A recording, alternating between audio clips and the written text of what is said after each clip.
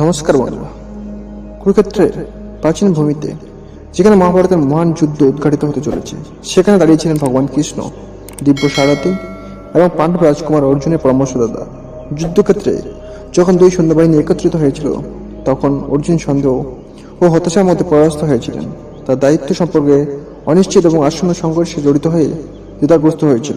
অর্জুন অস্ত্রতা অনুধাবন করে কৃষ্ণ একটি শক্তিশালী বক্তৃতা শুরু করেছিলেন, একটি চিরন্ত আধ্যাত্মিক ধর্মগ্রন্থ যা জীবন, কর্তব্য এবং জ্ঞানের অনুসরণকারীর গভীর শিক্ষার জন্য সম্মান। ভাগবত শ্লোকগুলির মধ্যে কৃষ্ণ এমন একটি পাঠ দিয়েছিলেন যা সময় এবং স্থানের সীমানা অতিক্রম করেছে। যারা বেশি উদ্বিগ্ন তাদের কথা শোনার গুরুত্ব। তিনি একজন নেতার কর্তব্যের কথা বলেছেন, যারা উদ্বেগ এবং উদ্দেশ্য পোষণ করে তাদের পরামর্শে মনোযোগ দেওয়ার কারণ তাদের অন্তর্দৃষ্টি প্রায়শই জ্ঞাত সিদ্ধান্ত গ্রহণ করে এবং সৎকর্মে চাবিকাঠি ধারণ করে। কৃষ্ণ রাজা যুধিষ্ঠিরের কাহিনী বর্ণনা করেছিলেন। জ্যেষ্ঠ পাণ্ডব ভাই, যিনি একটি রাজ্য শাসন করার কঠিন কাজের মুখোমুখি হয়ে তার মন্ত্রী ও উপদেষ্টাদের নির্দেশনা চেয়েছিলেন, তার সহজাত প্রজ্ঞা এবং বিচক্ষণতা সত্ত্বেও যুধিষ্ঠির নেতাদের দৃষ্টিভঙ্গি শোনার মূল বুঝতে পেরেছিলেন, তারা তার পাশে উদ্বেগ এবং দায়িত্বের বোঝা বহন করেছিলেন। যুধিষ্ঠিরের উদাহরণের মাধ্যমে কৃষ্ণ নেতৃত্ব, নম্রতা এবং গ্রহণযোগ্যতা গুরুত্বের উপর জোর দিয়েছেন।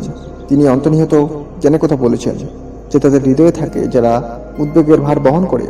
অর্জুনকে তার সারথী এবং বিশ্বস্ত বন্ধু পরামর্শ শোনার জন্য অনুরোধ।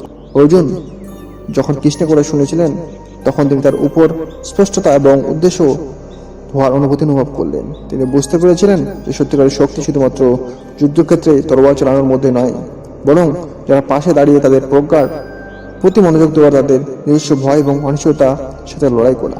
নতুন সংকল্পের সাথে অর্জুন কৃষ্ণের জ্ঞান এবং ভাগবত পাঠ দ্বারা পরিচালিত একজন যোদ্ধা হিসেবে তার দায়িত্ব গ্রহণ করেছিলেন। যুদ্ধের শুরুর সাথে সাথে তিনি বীরত্বের সাথে লড়াই করেছিলেন, সন্দেহে ভরা হৃদয় নিয়ে নয়। যারা আরো দুশ্চিন্ত তাদের কথা শোনার প্রত্যয় নিয়ে জন্মগ্রহণ করেছিলেন, এবং তাই ভাগবত শ্রবণের রূপান্তরকারী শক্তি প্রমাণ হিসেবে দাঁড়িয়েছে।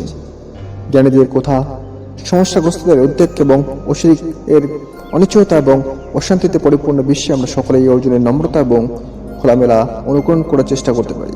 এটি স্বীকার করে যে সত্য জ্ঞান প্রায়শই শোনার সাধারণ কাজের মধ্যে নিহিত থাকে। সো বন্ধুরা, এরকম আকর্ষণীয় ভিডিওতে চ্যানেল সাবস্ক্রাইব করে বসে দেখুন। জয় বন্দে মাতরম। ভারত মাতা কি জয়।